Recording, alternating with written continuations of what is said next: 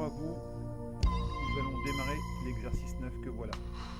Donc deux formes de révolution ici, ce cylindre là est vidé, avec ce cylindre là est vidé lui aussi, qui s'interceptent.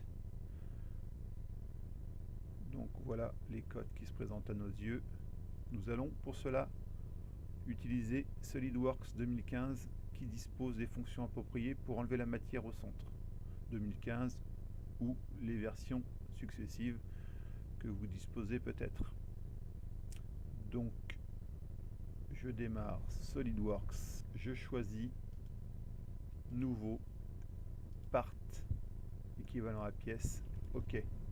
Front, plan de face, esquisse, et me voilà en mode esquisse. Et je vais, pour me faciliter la tâche, encore une fois, importer une image d'esquisse. Je vais chercher le plan qui va bien, ici exercice 9, et je sélectionne exercice 9, et voilà. Donc j'ai des cotes de 150 par 185 pour la hauteur. Je vais prendre pour origine celle-là, ici, le centre à l'intersection des deux formes de révolution. Je vais donc m'aider d'un rectangle par son centre que voilà et que je vais mettre au code de 150 par 185. Je profite que les dimensions soient... On pourrait même ajouter les codes directement là. Soit ici inscrit 150, ça va me permettre de mettre mon dessin à l'échelle. Je vais donc pour cela le rentrer dedans, jouer avec mes poignets ici, vous voyez, et je vais venir donc insérer dedans au code de 150, oui c'est ça, au code de 150, donc j'essaye de faire quelque chose comme ça, 150, voilà, par exemple, par 185, bon ben ça me plaît bien, ok. Voilà, ça m'a permis de régler en fait ma hauteur, ce qui va me permettre ça, je peux m'en passer maintenant, oui à tout. Mon objectif étant de reproduire ces formes-là, en commençant par l'axe échappe, je vais le mettre en axe, en trait de construction, ce qui va pouvoir s'identifier à un axe. Ici je débute ma forme ici, voilà, ça me permet de gagner énormément de temps.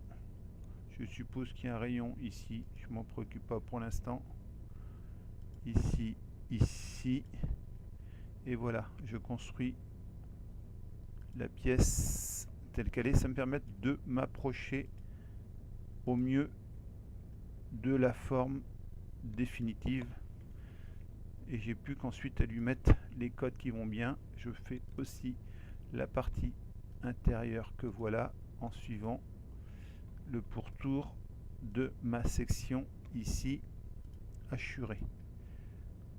Là j'ai un chanfrein, allez je le fais, et voilà, je termine ici.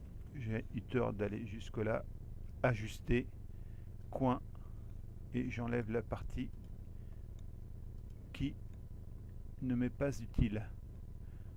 Ici je vais mettre les cotes. Rappelez-vous que le principe étant de noircir ici 95, ici par rapport à l'axe 105, ici j'ai donc 185 et 100, donc ici, tiens d'ailleurs je vais mettre 100 de là à là, parce que j'avais dit que je mettrais mon origine ici. Je vais redescendre tout ça après, on va voir ça. Je veux que ce trait là en fait soit ici, mais pour l'instant je vais continuer à mettre mes cotes tout au moins toutes celles qui se présentent à moi. Je verrai celles que j'ai oubliées par la suite. J'ai une hauteur de 12 là. Vous voyez ici, hauteur de 12, je reviens là et je mets 12. Et voilà, j'y vais par élimination. Ici 63, donc de là à là, j'ai 63. Préalablement, j'ai vu une cote de 46 qui est là. De là à là, je les mets comme sur le dessin, comme ça. Je en oublierai moins. Ici 135. Ici 150. Ici j'avais dit 185. De là à là, 185. Ici j'ai 12 aussi. Tiens, j'ai 12, vous savez que je peux faire ici et ça égale et par ailleurs collinaire parce que ces deux-là sont alignés. Hein, j'ai les deux mêmes diamètres ici et ici. Qu'est-ce qu'il me manque comme cote? Il me manque encore cette cote intérieure de 72, à moins que ça soit... Non, c'est pas la même que là-haut. 72. Vous aurez remarqué, hein, bien sûr, que quand je passe d'un côté à un autre, bon là c'est pas le cas, mais je suis soit un rayon, soit un diamètre. Là ça se présente pas comme cela, mais peu importe, ça m'empêche pas de travailler. Puis si ma démonstration n'est pas totalement aboutie, voilà, ici ce diamètre là je le connais pas vraiment. Bon, peut-être que je le trouverai tout à l'heure. Je vais en tout cas continuer à mettre mes cotes ici. Voilà, j'ai 100, j'ai 130 de là à là, 130. Vous voyez, ça va assez vite en faisant comme ça. Ça va assez vite ici. Que se passe-t-il? Échappe, échappe, échappe pour enlever, m'extraire de la cotation, car ici je vais contrôle ça, coïncidence. Ici j'ai une cote de 5 qu'il faut que je mette. Rapidement, je mets toutes les cotes avant de toucher quoi que ce soit. Je ferai les ajustements par la suite. Ici ça et ça, j'aligne. C'est descendu, c'est normal. Rappelez-vous que ça, je reclique dessus. Excusez-moi. Je clique 2 fois sur l'image pour la redescendre et la mettre en position telle que j'aimerais. Voilà, on avait dit que... on avait dit, il est plus judicieux que l'origine soit là, à l'intersection des deux. Ici, le chanfrein n'a pas suivi, mais peu importe. Je ne sais pas s'il est coté, il me semble que non. Hein, il serait coté ici. Ou alors il y a le R3, mais R3, c'est... Non, ça n'a rien à voir ici. Moi, je vais mettre un chanfrein tel qu'il se présente. L'avantage, vous voyez, de ça, c'est que je peux imaginer un peu approximativement la cote. Ici, j'ai un chanfrein de 45 degrés qui me semble logique. Ici, j'ai une cote de 63. Celle-là, regardez, je la déplace. Elle s'aligne coïncidence avec ça, hein, avec un contrôle. Ou collinaire, excusez-moi, pas coïncidence, mais collinaire. Ici, celle-là, tiens, c'est une cote de 150. Là, voilà, ma fameuse cote de 150.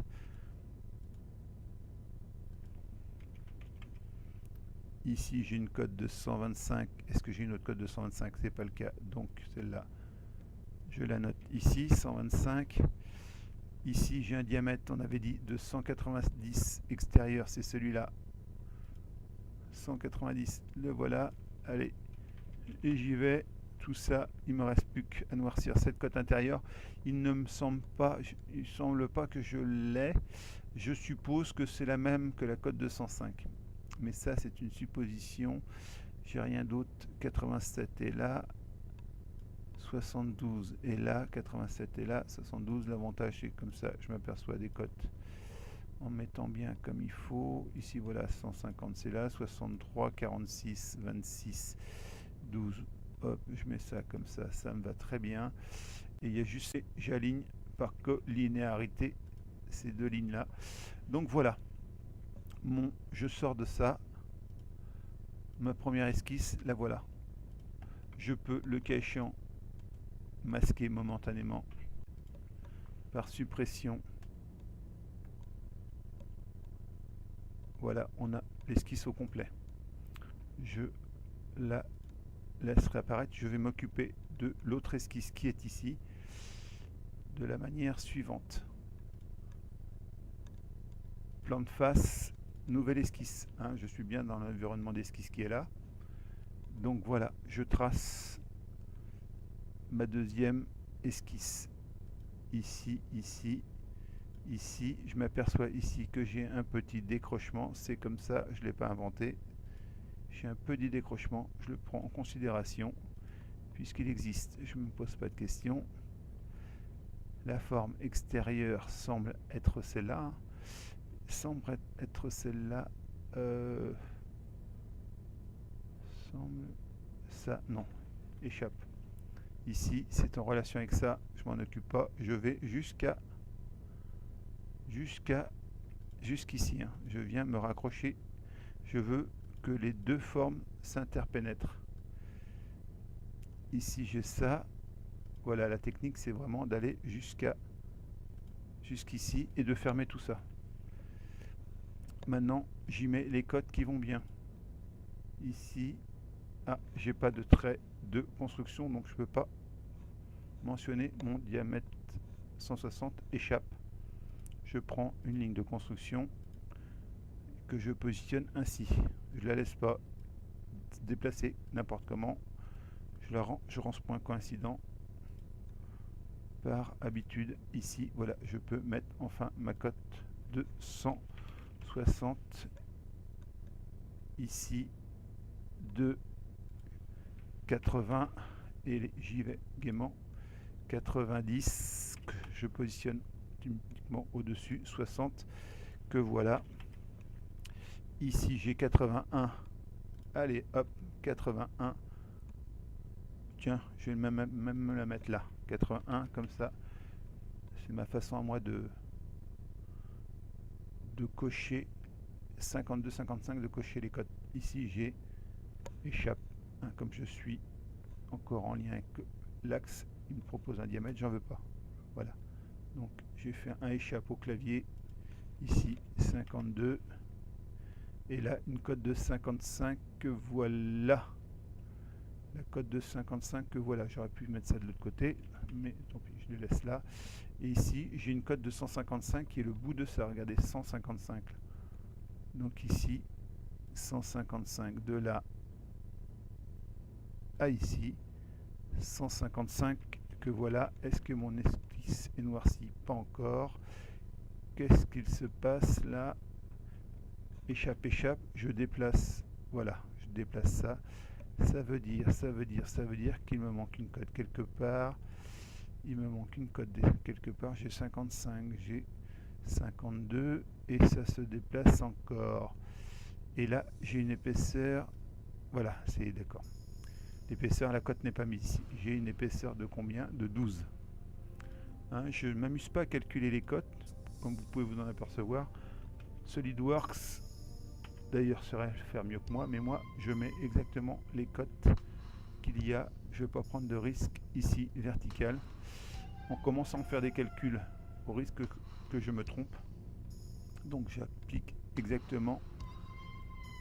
Je mets en place, excusez-moi, les cotes comme elles se présentent. Voilà.